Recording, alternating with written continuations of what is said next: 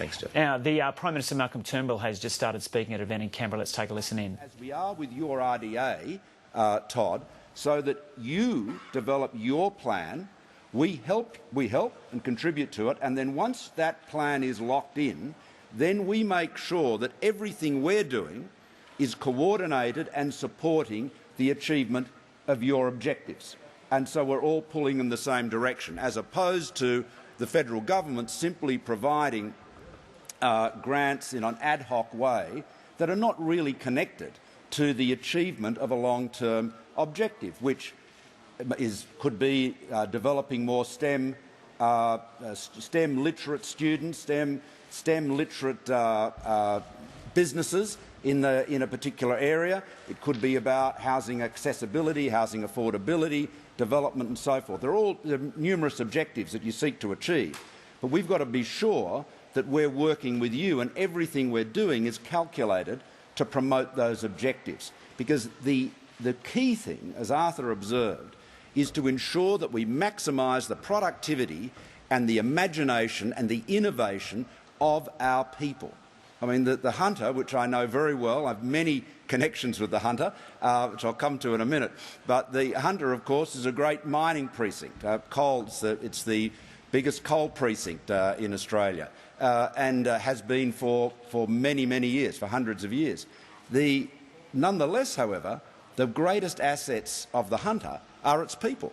The most valuable capital is its human capital.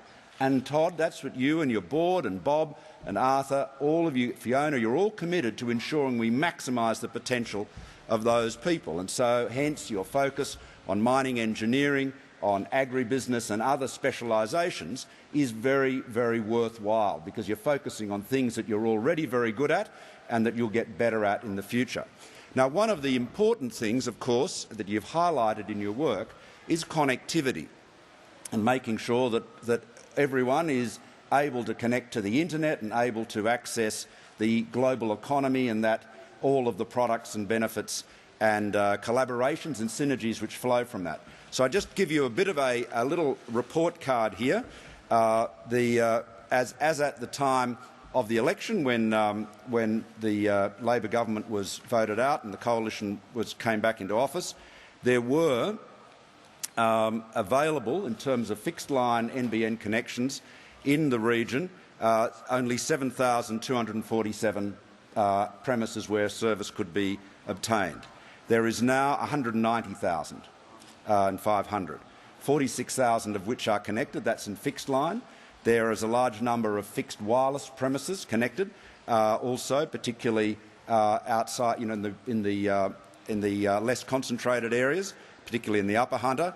And from now until June 2018, construction will commence on a further 196,000 premises in the fixed line footprint in the Hunter, in these local government areas that form part of your area. So we're getting on with the job. The NBN was a poorly conceived project, I regret to say, by our predecessors, and sadly the melancholy history of business life is that bad projects usually get a lot worse. This was a project that is actually getting better, and it's a great tribute to the management and the pragmatism and the determination that they're doing that. So there's more connectivity coming to the Hunter. The innovation and science agenda of the government, of course, is absolutely critical to the development in your region, as it is right across Australia. Today we're introducing into the House of Representatives legislation which will provide tax incentives, tax rebates and capital gains tax exemptions, i.e. lowering tax for people that invest in early-stage start-up companies.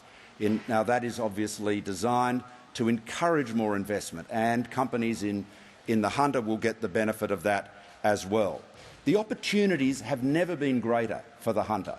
And Todd, it's so impressive and such a great example that you're setting.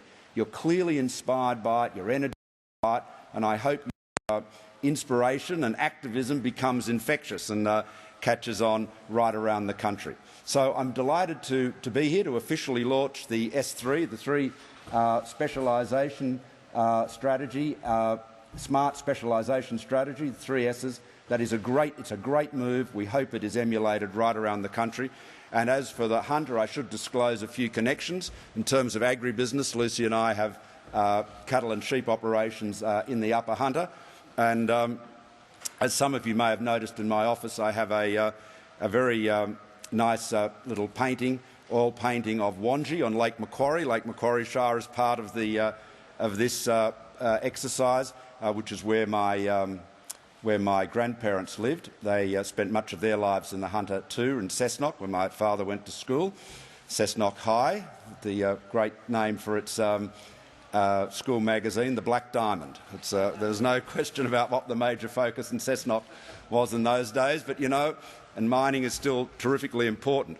But what an amazing place the Hunter is, where you've got some of the best science at the university, you've got some of the world's leading mining operations, you've got some of the, well, Bob would say the world's best wine, but certainly on any view, some of the world's best wine, and phenomenal tourism, and that is all done in the Hunter Valley. So it's a great opportunity, and I'm delighted to be here and congratulate you. And I should acknowledge, I've just seen that David Gillespie, the member for Lyne, of course, which is part of this region as well. So thank you all very much, and good luck with the strategy. And we look forward to working closely with you, and we will talk up your achievements and hope that plagiarism being the sincerest form of flattery, other people copy you as quickly as possible. Thanks very much.